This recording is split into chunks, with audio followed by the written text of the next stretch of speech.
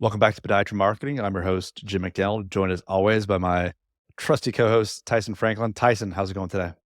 I am fantastic today, Big Jim. How you been doing? It's Canada. It's November, snow, cold weather.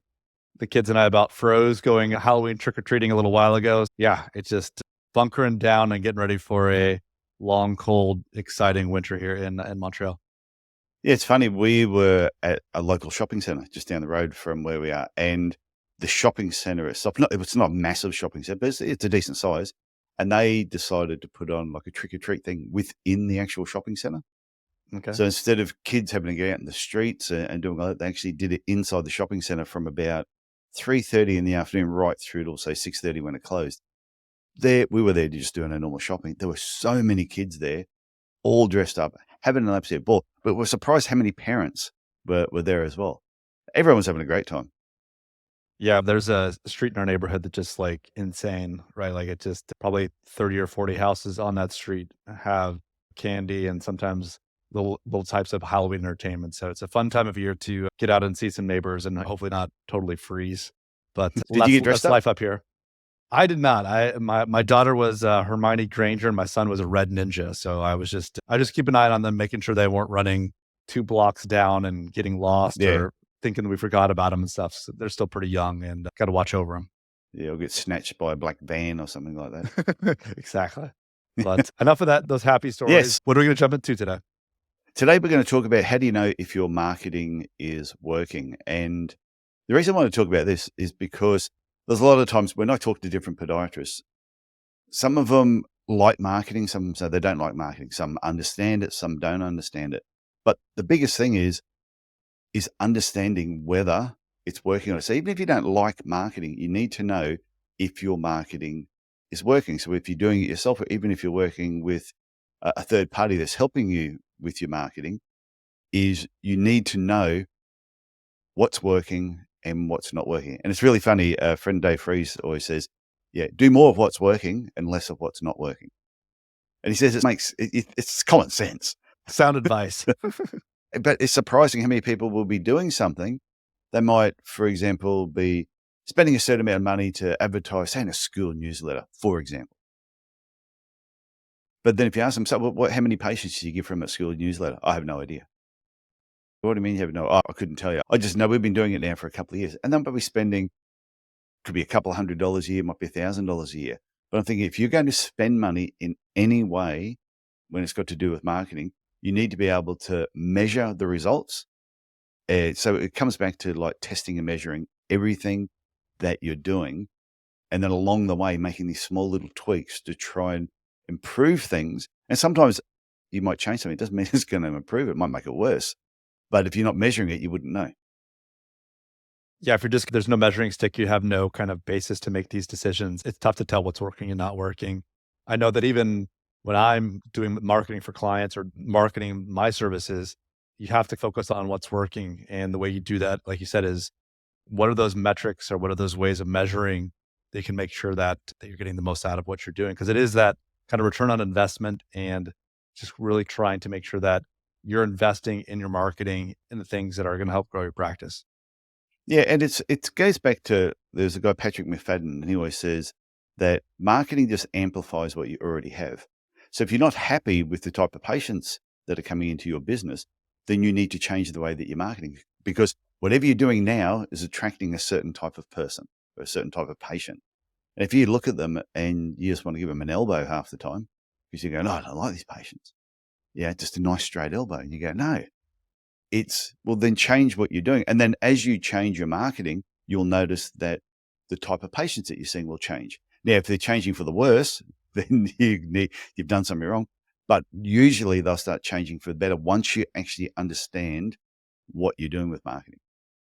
I think the most important thing you talked about there is like understanding who you are and who you want to treat, and then finding the type of marketing or the channels of marketing that work right to attract those types of patients. Because marketing, I think, is one of those things for a busy podiatry practice.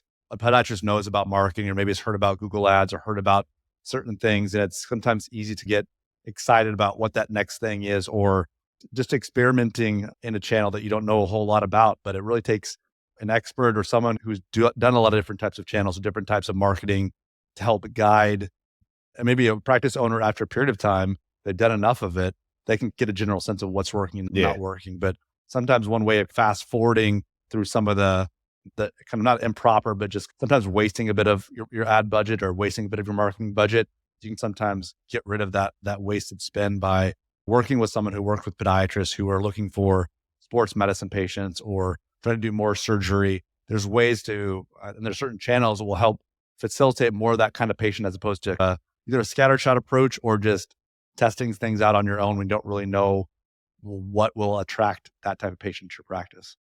Yeah, because I know a lot of podiatrists, when they first start out, they purely just watch what everybody else is doing and they just copy it. So they'll see the podiatrist down the road, oh, they advertise in this school newsletter, or maybe I should advertise in that one. Or they'll see them advertising or doing something on one of the online platforms, and they go, if they're doing that means I need to be shooting videos, doing something, explaining a podiatry problem. Or some of them, they'll see they're doing videos and they're dancing and doing something stupid.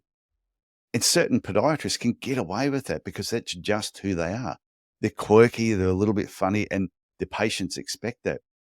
But if you're not funny and you're not quirky, and then actually you're trying to do a funny video, and I've seen some people do that, and they're very, very uncomfortable. It's Awkward.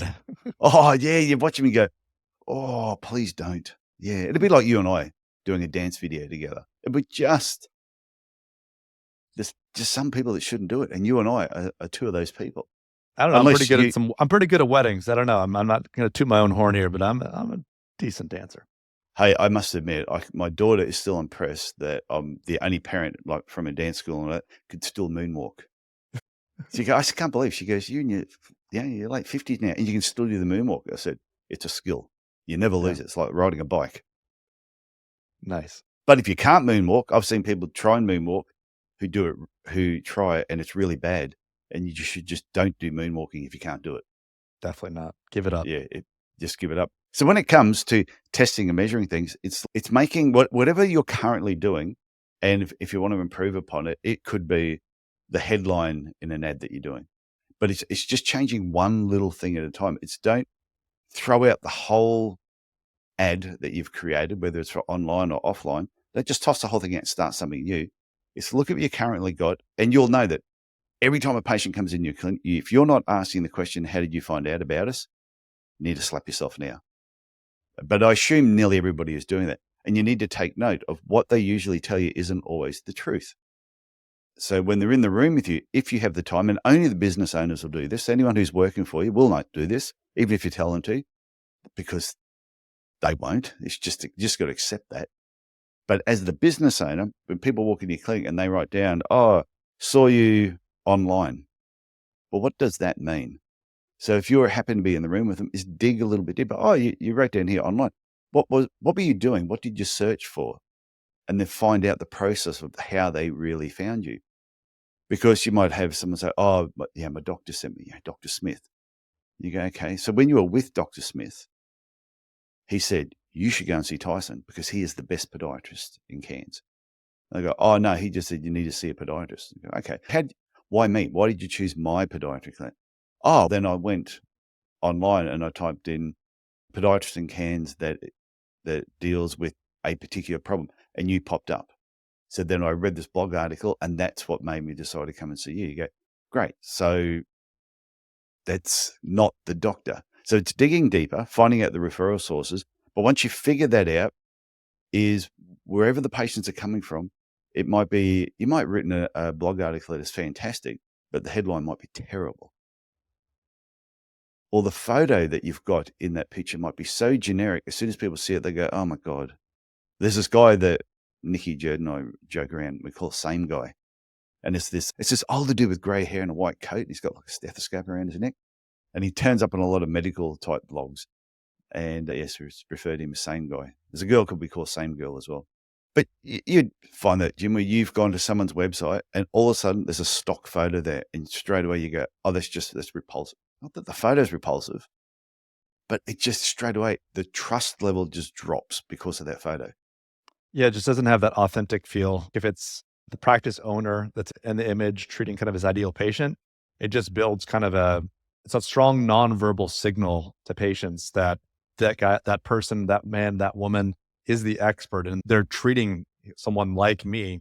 And that's so much more attractive than something you pull off of a $2 stock image of somebody with a stethoscope and got their arms crossed and they're giving that like that doctor look like they went Yeah. to 8 years of school and 6 years of residency, whatever. Yeah, stay away from those because it says a lot about your practice without having to write anything down.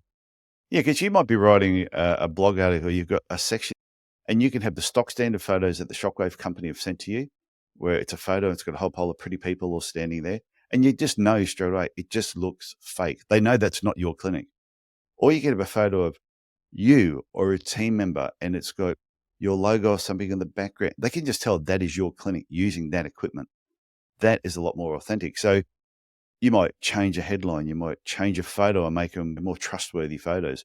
You might change the copy, how you write, especially these days with all these AI programs that are around. You can take something that you have written, put it into AI and say, and ask them to improve upon it, change the style, add a few different things to it. Look at what they write, always reread it because they like to tell lies. But that might be a better quality. That's why, like, I use Grammarly all the time to help improve my writing. And then sometimes I'll put it back into Grammarly and go, hey, can you change this but make it friendlier? And all of a sudden it'll change the style for me. But even just the colors of different things in any sort of ad, online and offline, what you're doing, certain colors attract people, certain colors put people off, certain colors create a certain emotion. So it's being aware of that. And it's don't change the headline, the copy, the photo, and the color all at one time. Because if all of a sudden there was significant change, you don't know which one it was. No, 100%. If you're just changing things up the whole time, you're going to be lost in the sea of change and not know what's working, what's not working. It's much worse than doing no testing at all, to be honest. If you just do one thing at a time, you have a much clearer understanding, much more direct results from that. But like I said, if you're not going to take more of a methodical approach by just changing one at a time, then don't change because otherwise you're just burning time for no real purpose. Because a lot of times people will create some form of marketing. And a lot of times people are just constantly throwing out tactics. They saw somebody else do something, so they do it. And it works or it doesn't work. And they see somebody else do something, so they try that. It works or it doesn't work. And this is where you've got to really step back and think more of the strategic level. What is it you're trying to achieve? Who are you trying to attract? And then work out what is going to be the best marketing tactic to use, and then tweaking it to try and improve upon it. So it's even when it comes to platforms, for example. If you look at all the social media platforms, yeah, and the big ones are, yeah, Facebook, Instagram, Tube. What would you say the next one? What would you say is number 4? They weren't I'm in on any LinkedIn a particular order lot, but I don't then. know if that's necessarily the best place to Yeah, look for patients. I think LinkedIn's a great professional platform to connect with other professionals, but I don't know if patients run around there. But I know, yeah, Instagram, Facebook, and YouTube are huge. And there's different practices, podiatry clinics that I know just kill it on certain. The ones that just absolutely kill it on YouTube are not necessarily the ones that are killing it on Facebook or Instagram. And those that are killing it on Instagram aren't usually killing it on YouTube. So sometimes it's good to be just great at one particular platform and then okay at a couple of others. I totally agree. You can spread yourself out very thin. It seems like every 3 to 6 months, there's a new platform, whether it be Facebook has their threads, Twitter is now X, like I said, LinkedIn, Snapchat, TikTok. There's probably going to be a new one in the next couple of months. Do one, at least at the very beginning, do one thing and do it very well. Have your own voice on that channel. Obviously, um, like we've talked about in the past, these social media channels don't just, they shouldn't be just make appointment. You need to show your personality, show your expertise, show your staff, show the kind of differentiating factors you have versus the clinic down the road. You show your personality, your love of, I like to tease a little bit, but your love of burgers is a perfect example of how you can appear to be, you're a human being, right? So it's okay to Yeah. show that human side. Like you talked about, celebrating your staff. It doesn't have to be constantly shoving fungal toenails in the faces of the people that follow your page, because probably that's not something they would ever want to share with anybody. So Finding that channel where you think your ideal patient is, and then getting really good at it can be a great way to get started and not be overwhelmed by. I would definitely highly recommend that you don't go into 3 to 5 channels to start off with. Start with one and do it really well. Yeah, and that comes all back to the testing and measuring, and it's ask your patients who are in the room with you, instead of talking about politics or religion, the 2 great topics that really bond people, is while you're chatting, just say, "Hey, are you on social media at all?" "You are." "Oh, okay. What platforms do you go on? Why do you go on there? How much time do you spend on there? What is it you're looking for when you're actually on those particular channels?" And, like, I know when I'm on Facebook, normally I'm on Facebook because I wanna catch up with friends, see what they're doing, but I'm connected with a lot of different podiatry clinics as well, so I see all that information. When I'm on Instagram, it's slightly different. I'm there just look at photos. Just yeah, and they're usually shorter sort of things. But when I go onto YouTube, I'm usually searching for something because I want to be educated. I rarely jump on there just to watch a video, even there's unless I'm watching someone who's uh, just released a guitar video about teaching a certain technique, or it might be a UFC video. That's my entertainment. But usually I use YouTube to educate myself. So ask your patients what platforms they use and why do they use them. Look at what they tell you, especially your ideal patients, and then go, okay, now let's test it. Let's try it out. And there was a really good thing. So, yeah, I was in America last month. And while I was there at Business Black Ops, they gave this good example. And they were talking about YouTube as a perfect example. And they said, some people will wait until they're perfect before they start. And they said, what you got to do is just put something out there, just test it. Test the waters a little bit. The lighting might be okay. The sound might be okay. Just put it out there and see what response you get. And then based on the response, whether you put more time, money, and energy into it. And they said, in the example they gave, they said, think of the Mayflower, because we were in America. And then you always they said, think of when they sent the convicts to Australia. They said, when England sent people out, they didn't send out high society and the top quality people in England. They sent out the crazies. They sent out, now, if anyone who had family on the Mayflower, I don't know if it was just crazies, but they sent the crazies out to these places first to go, let's see what happens. And then they sent out more people. And then as it started to get more civilized and they realized, okay, this could work, the quality improved over a period of time until, yeah, just better people or people that were at a higher socioeconomic level started coming out to, yeah, America, started coming out to Australia. They said, treat your platforms and everything you're going to do the same way. Send your crazies first, see what response you get. And then as it improves, you start putting more time, effort, and money into it, and you'll get the return. But it all starts with testing and measuring everything that you're doing to know whether what you're doing is actually working, which is all part of your marketing. Yeah, I could put it any better. I think it is something where you're constantly experimenting, whether it be new channels or new ways of getting out there. It's easy sometimes to be your own worst critic, especially when you either create content or putting stuff onto these channels because you see, or maybe someone on your staff sees you putting these things out all the time. But to be honest, most podiatrists or most patients in their lives are pretty busy, right? Don't be too shy just to put stuff out there and even rinse, recycle, and repeat some of it because if Yeah. it's obviously maybe if you just send out one themed Facebook post or something on YouTube and it doesn't hit, doesn't necessarily mean that that topic isn't important. And maybe the headline was a bit off. Maybe it was instead of being 30 minutes, try 5 minutes, something more quick hit. So there's different ways to adjust what you're doing. But like you talked about in the past, like it's about finding your ideal patient, knowing which channel they are in, and then just testing things incrementally over time. And you'll get to that right formula as far as the type of content you like to produce and also the type of content or the type of marketing your patients will engage with. Yeah, it's funny because I think of my YouTube channel, Tyson E. Franklin, in case anyone's wondering, should change it. I think I'd change it just to Mr. Awesome.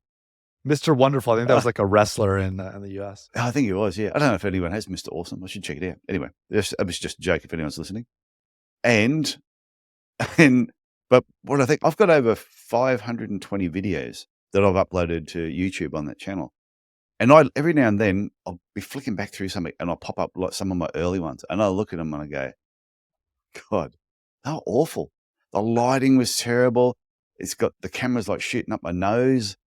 It's just, they're awful. They're awful videos. But at the time when I did them, I thought, oh, these are pretty good. They're good enough to put up there. But if it wasn't for me doing those ones, sending out my crazies first, and then seeing what happened, I wouldn't have slowly improved. So, say the last 100 or so videos, I've got the microphone, better sound. I know I sometimes let natural light in, but I've also got a little switch here that I can improve the lighting if I want to improve the lighting. Sometimes I put it on, sometimes I don't. It depends what time of the day it is. But these are little tweaks that you make over a period of time that if you just sit there and wait till everything's perfect, you will never do it. Yeah, you can kill yourself with trying to be perfectionist, and there's always going to be little things you can improve on in the next video or the next blog post or the next social media post. Yeah, like now I have no hair. When I first started shooting videos, I had hair. Just be warned. I did send you that powder last year that you could have got rid of some of that shine, but I know you did send me some powder to put on my head to get rid of it. What I'm going to do is I'm going to fix the light. That's what I mean. Where it's the lighting in this room is still far from perfect. But if I wait until it's perfect, then some of the content that I put out there that I know people listen to and they go, oh, that was really good. I've used that idea. It would all just still be sitting in my head. And I think you're doing the world a disjustice by keeping the information to yourself. So if you're a podiatrist and you've got information there's someone walking around today who's got pain, you have the information and they're going to find you. They're not going to find anybody else. If you're not sharing that with people, then you're being selfish. You need to get it out there. And yeah, there's some podiatrists though that they're so good in front of cameras. They just make the rest of us look bad. But you've noticed that you see some people, you just go, God, they're just so good in front of a camera. They've got this natural charisma. They don't have any shine on their head. They just, I'm not one of them. Makes two of us, but that's why we're here each week recording these episodes, get a little bit better each week, and that's well put. Yeah. Okay, so that's it for me. Just want to remind everyone, if you want to know if your marketing is working, just test and measure all the different aspects of it. And when you're thinking about, should I work with somebody else online? Talk to Jim. If you want to talk with somebody else just about marketing strategies and coaching, talk to me. This is what we freaking do. This is why we do the podcast. It's not just to educate people on marketing, but it's also let people know we're freaking good at what we do. Absolutely. So if you're thinking about going to some massive big company who is just going to flob you off to somebody else, just an employee who's going to be teaching you stuff, deal with the guys who have actually done it. That's just my 2 cents worth at the end there. So, Jim, I'm done for this week. I'm a bit fired up, actually. Yeah, I can tell. It was a good episode. On a fiery note. But until next week, Tyson, I'll see you then. Okay, bye.